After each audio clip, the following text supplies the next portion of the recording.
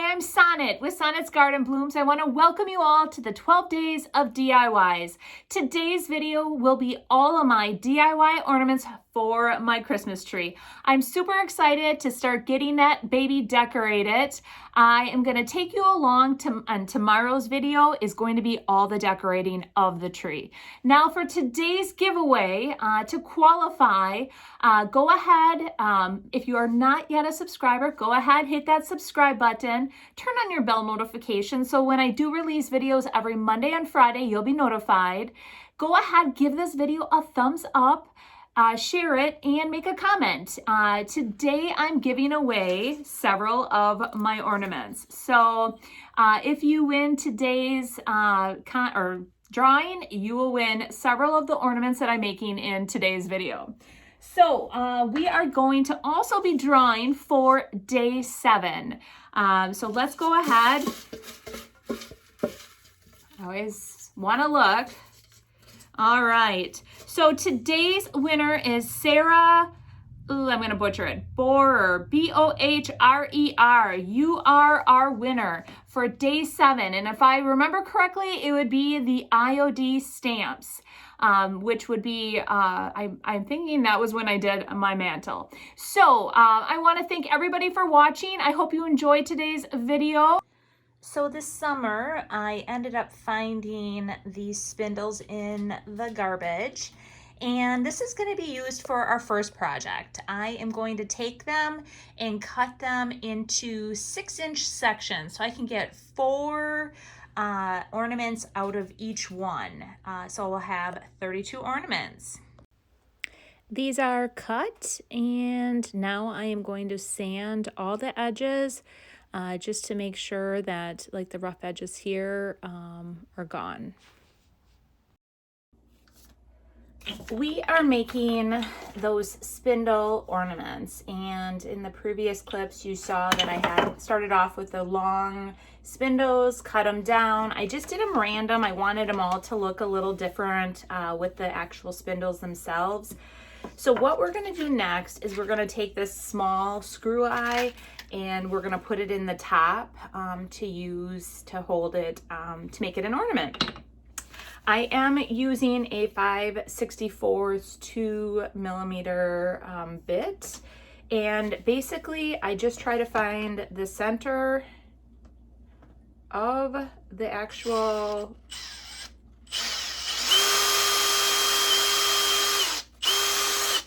I find the center close to the center, and I just drill a tiny little hole.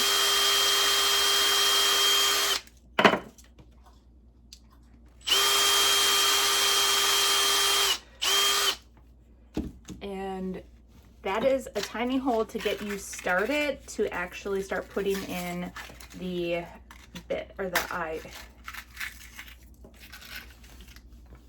And that will get you started to start putting in the actual eyelet.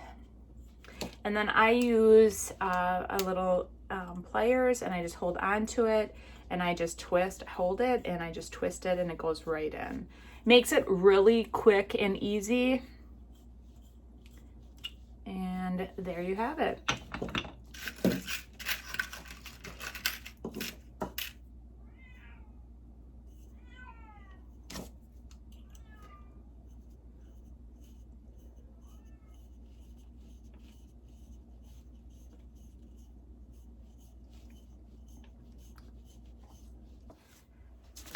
My goal with these is I'm going to divide them in half, and we're going to have half of them end up being a white and the other half being red. So the white that I'm going to be using is the white swan, and the red for the tree will be the carnival red. So these are the two colors that will be the end top coat.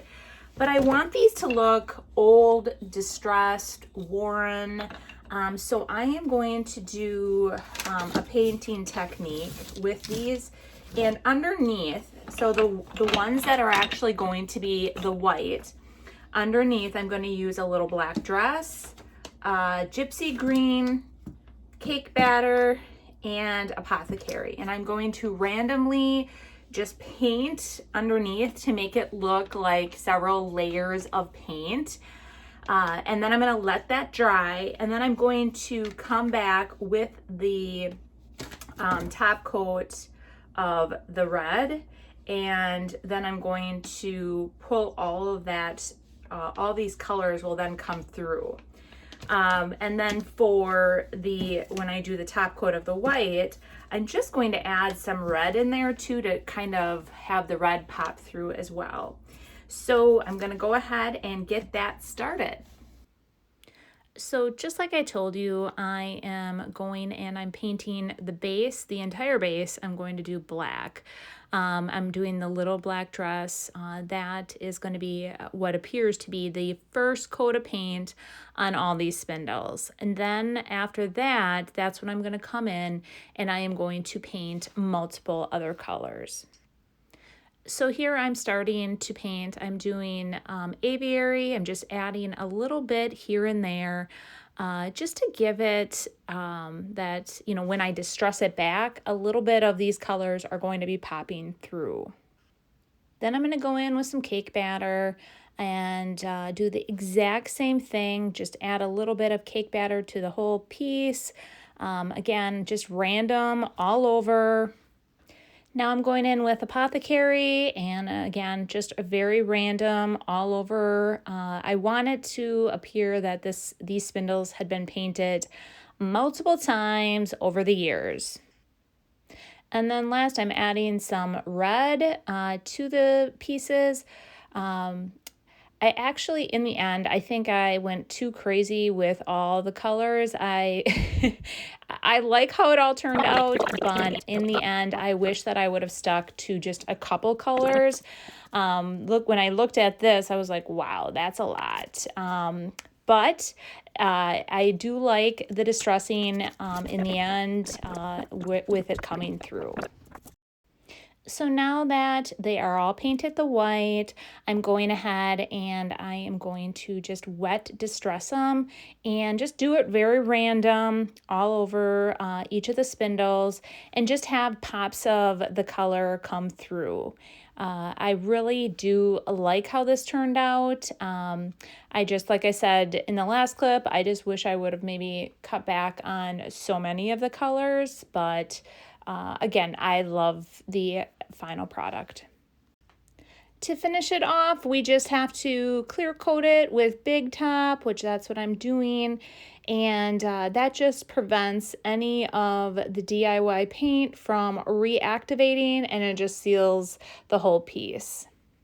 For the next set of spindles, I painted them white, and then now I am going back and I am adding the Carnival red. And once those are dry, then what I will do is come back and do a wet distressing on those. So here I'm just showing you how I'm wet distressing it, just to bring a little bit of that white through, just gives it a little bit of an aged look.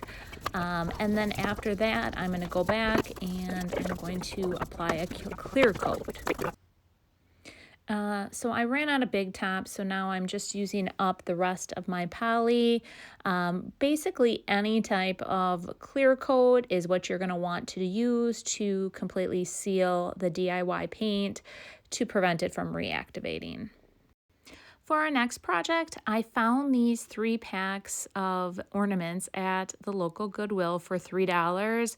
A couple of them still had the tags on them. They were actually $3 each, and I ended up getting a ton of them. So to start this, what we're going to do, I didn't like how dark they were, and actually I want to make them look like a cardinal. So I am still going to leave the little wreath on it. We're going to paint the whole base red. I'm going to paint the nose fire starter. It's like an orangey color. And the hat, I'm going to paint Apothecary. And then we're going to paint the little ball on the hat and the rim of the hat. We're going to paint that with white swan. And then I'm going to go in and paint around. I'm going to try to make it look like a cardinal. I'm not that great at detail work, but I wanted to add a little black around the nose and on the chest like a cardinal. So I'm going to show you how I do that now. So I'm going in and painting the whole base of the bird that carnival red, and already I'm loving how bright and vibrant this is looking, and it's going to pop on my tree just like I had wanted. So now I'm going in and I'm applying fire starter to the beaks of all of these cardinals, or going to be looking like cardinals. This was a whole tedious process to go and do this all in steps, but in the end, I really do love how it turned out, and really it's all about upcycling. And the next step was the hat. I went in and I applied apothecary to all the little hats. I just thought that with the bright red, the apothecary looked really cute with it, and it just calmed it down a little bit as well.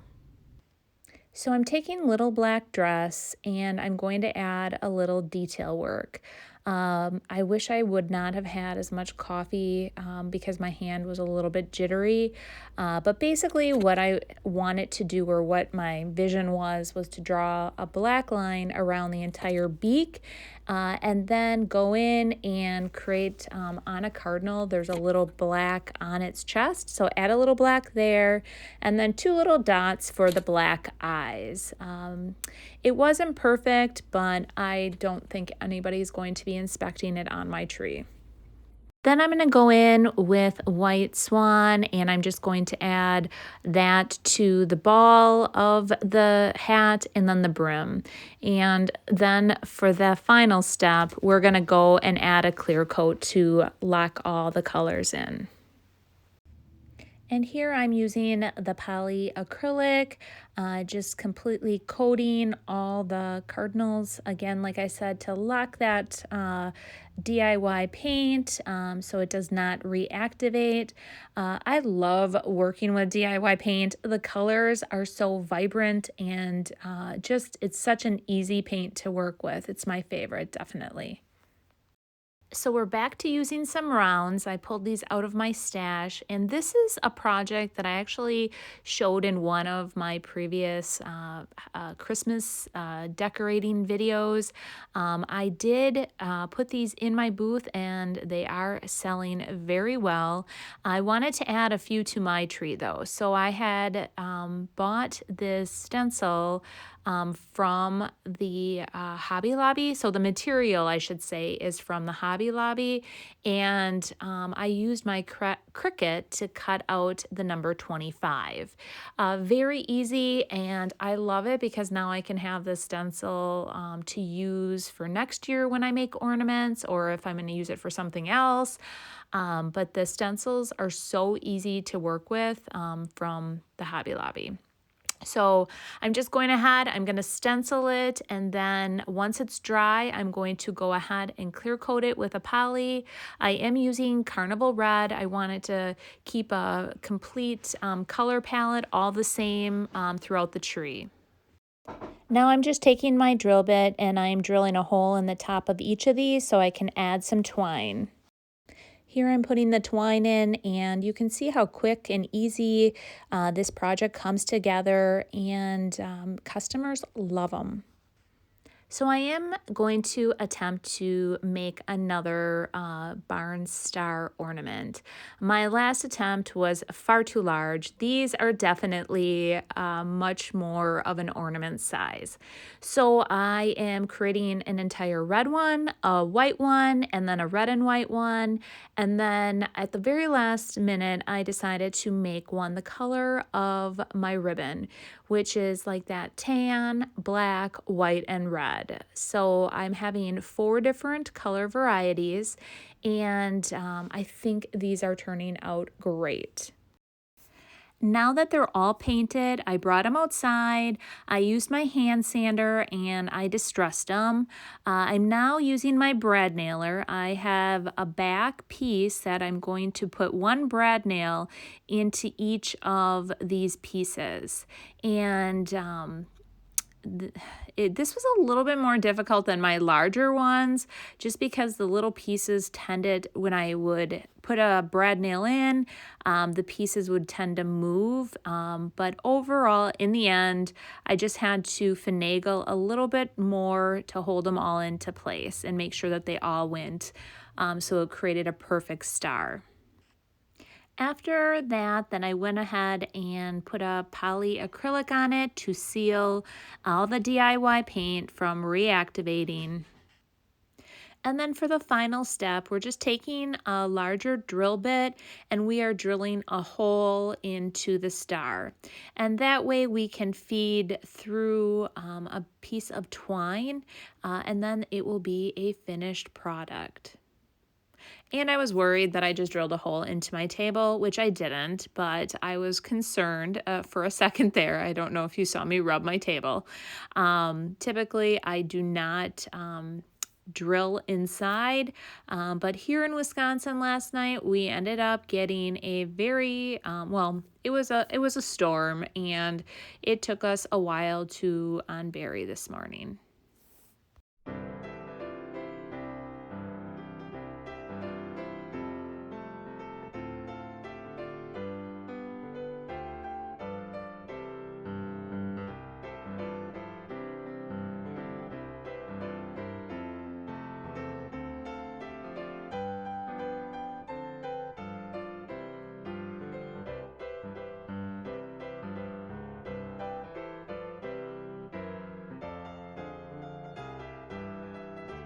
So what did you guys all think? I love the stars. I'm so excited that I finally nailed it down. I'm definitely going to be making these for shows next year as well.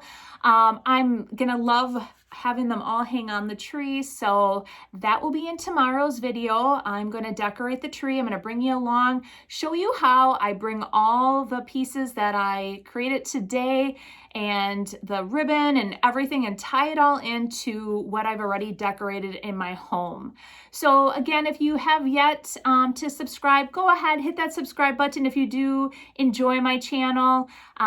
Give this video a thumbs up, make a comment, and share it.